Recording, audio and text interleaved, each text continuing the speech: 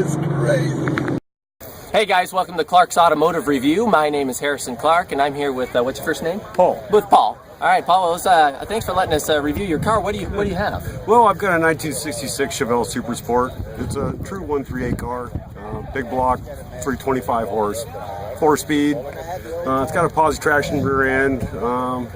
Probably one of the most unique things about that part is it's only one of 33 of these built with that rear end in it. Oh, really? Makes it rather special, okay? The restoration I did on this car is about 14 years old now.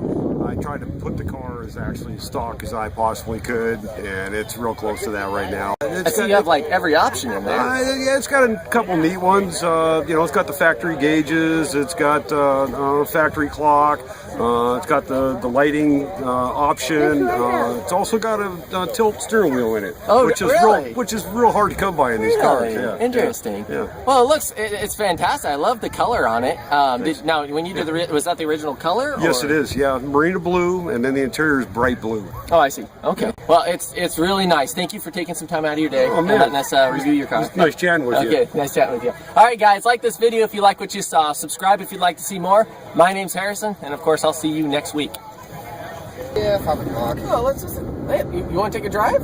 Yeah, let's take a drive. Yeah, heck, I don't care. It's a Sunday afternoon. I don't really want to go home. My wife beats me every time I get there, so she's so abusive. I know, she's so mean. I was wondering why you're so touchy and rude. She's tenderized every time you come to church. I did tell you about the time I was coming around a corner just like this. Oh, this is like identical corners to the one going to the freeway back there in their bank. They're just like this. It's like an S curve, you know. And me and Ashley in the car, and I'm being stupid, you know, hauling around. And I come around the first one, and you can see around the corner, you know, and it's to the right, so I'm in the lane, you know. So I come flying around there, and I had already been flying around the corners.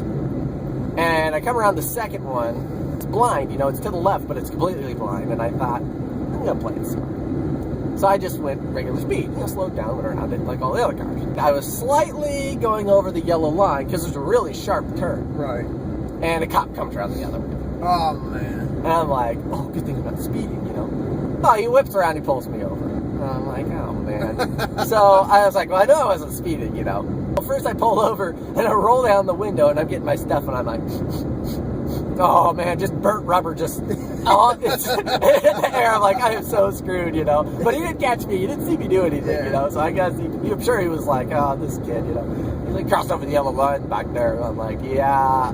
I'm sorry. I said it's hard to, you know, judge. It's a really sharp corner. And he's like, well, you need to be really careful because if I hadn't been crossing over the white line I'd have crossed. Well, he tells me he says I had to jerk over to the right so to miss you. But he was over the white line when he was coming around the corner. Like, he didn't have to jerk over anywhere. He was over the white line. Like, he wasn't in his lane either. Right. Oh, well, he was pretty cool about it, but he just let me off. But I thought, boy, I rolled down that window and I thought, oh, no.